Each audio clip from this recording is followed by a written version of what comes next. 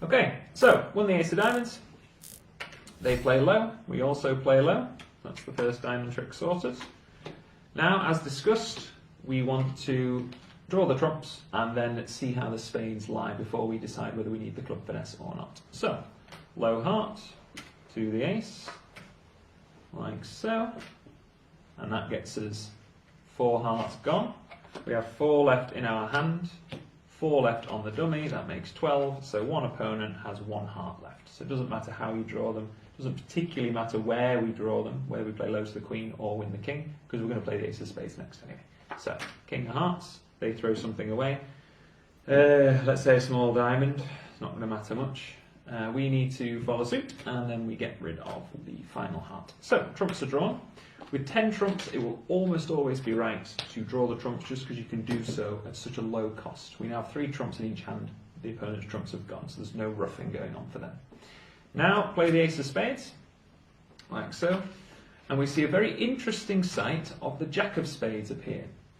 Now, that jack of spades is from one of 2 possible holdings, assuming the defender hasn't just given it for free from jack doubleton or something.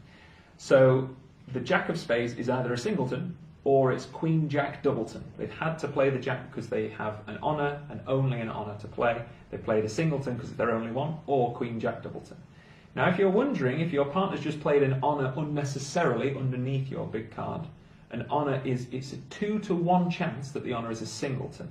This is something known as the principle of restricted choice. If your opponent rather, plays an honour underneath your honour, so you play the ace and they throw the queen or the jack away or something, it's 2 to 1 that that was a singleton. The reason for that is, if they had a choice between the queen or the jack, they could equally play the queen or the jack. So therefore, this jack could be from queen jack doubleton, but they could have easily played the queen if it was from queen jack doubleton. So it's a 2 to 1 favourite that this jack is a singleton. So what that tells us is, the odds say that when we play this next spade, we should finesse the opening bidder for the queen of spades, because the jack of spades is likely to be a singleton. It's not a guarantee. The jack of spades could have been from queen jack, but the best odds are to play a low spade and finesse this hand for the queen of spades. Now, if they had overcalled spades, which we considered in the bidding, if they'd overcalled spades, this suit would now reveal itself. So this is probably an argument to say maybe you shouldn't overcall with dodgy suits because it reveals shape positions, and this is probably one of the good reasons why not to bid. In any case, it's the correct odds, so this hand should now play a low spade. This hand should definitely duck, don't play the queen, because that gives the suit away, and we should try the 10. It's possible this loses to the queen, which is the only spade left, and the king would have fell the queen, but that is against the odds. It's more likely that the jack appearing was a singleton, not queen jack doubleton. That's just the way the odds work.